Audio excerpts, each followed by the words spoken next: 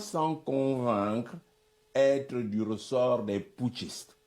Pourtant, une recette simple a été proposée, celle du Gabonais normal, qui s'accorde harmonieusement à celle de l'homme qu'il faut à la place qu'il faut. Malheureusement, au royaume des putschistes, ce ne sont au mieux que des mots. Dites-moi, comment un voleur impénitent et reconnu, un assassin récidiviste, peut-il se poser en donneur de leçons? Comment peut-il objectivement trouver une solution idoine pour réprimer le vol et l'homicide? Comment quelqu'un qui n'a jamais normalement fréquenté l'école, qui n'a bénéficié toute sa vie que des faveurs et des promotions indues, peut-il encourager la réussite?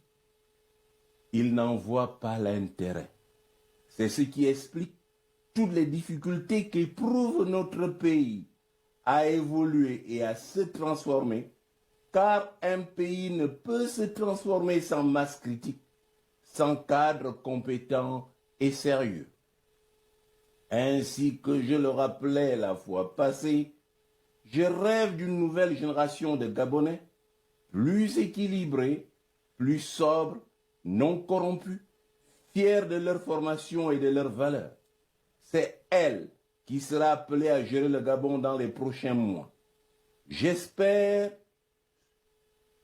sous son impulsion, une révision de l'échelle des valeurs pour que l'image du Gabonais change, de celle de celui qui a facilement et sans effort, tout dans les poches et rien dans la tête, à celle du Gabonais intelligent, ingénieux et prospère grâce à son travail propre.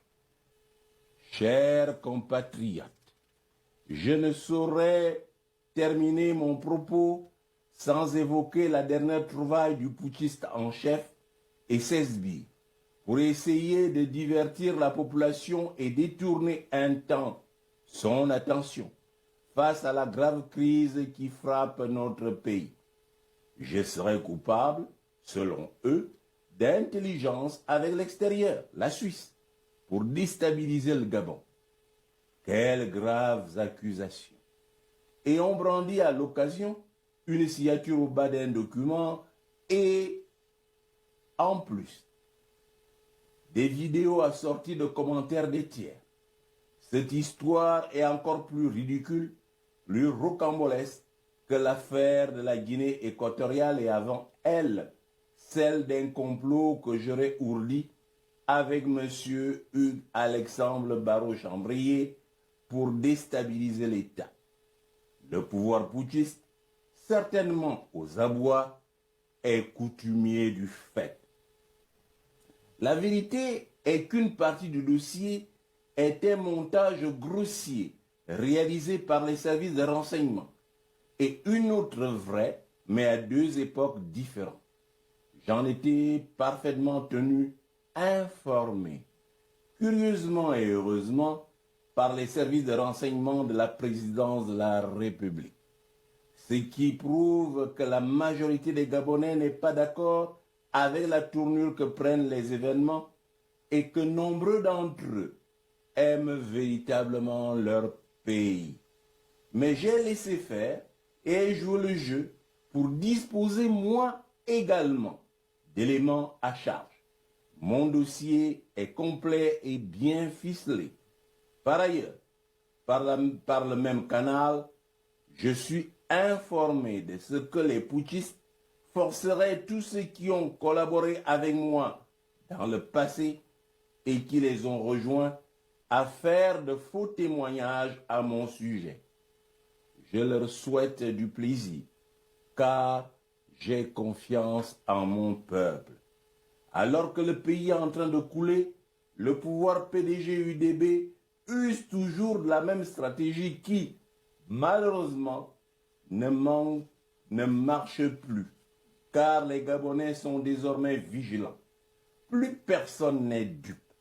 Tout en rendant un vibrant hommage au peuple gabonais pour sa résilience et sa détermination, je voudrais rappeler aux putschistes en chef ce qui suit. Premièrement, j'ai essayé de l'aider à ma manière. Par pur patriotisme, je lui ai accordé le bénéfice du doute et lui ai tendu la main. Il n'en a nullement tiré profit. J'évoquerai par ailleurs mes différentes sorties sur le projet de loi de finances initiale 2026. On reconnaîtra que c'est grâce en partie à mes déclarations que l'oncle Nullard a été, à juste titre, relevé de ses fonctions. Surtout que le putschiste en chef lui demandait sans cesse de décaisser l'argent public sans passer par les voies réglementaires. Le Gabon, grâce à mon insistance, vient enfin de signer un accord avec le Fonds monétaire international. Deuxièmement, le principal problème du putschiste en chef n'est pas Ondosa, mais son propre mode de fonctionnement qui appauvrit tout un peuple et détruit notre beau pays en termes réels. Troisièmement, à deux eaux, je n'ai ni armes ni argent et le putschiste en chef le sait bien.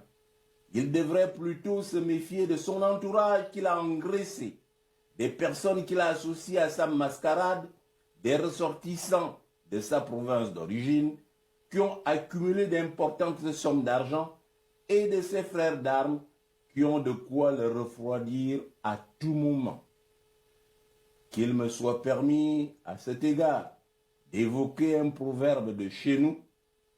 Je cite, « L'ennemi à redouter n'est pas celui contre qui on se bat, mais plutôt celui qui profite des dégâts. » Quatrièmement, le pouvoir des putschistes a, avec un tel dossier, un grave problème, puisqu'il a envoyé des barbouzes en France pour tenter de me compromettre et de m'éliminer par empoisonnement à l'occasion de la rencontre.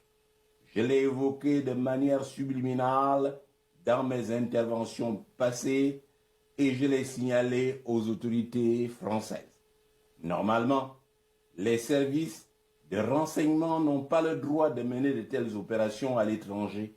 C'est formellement interdit.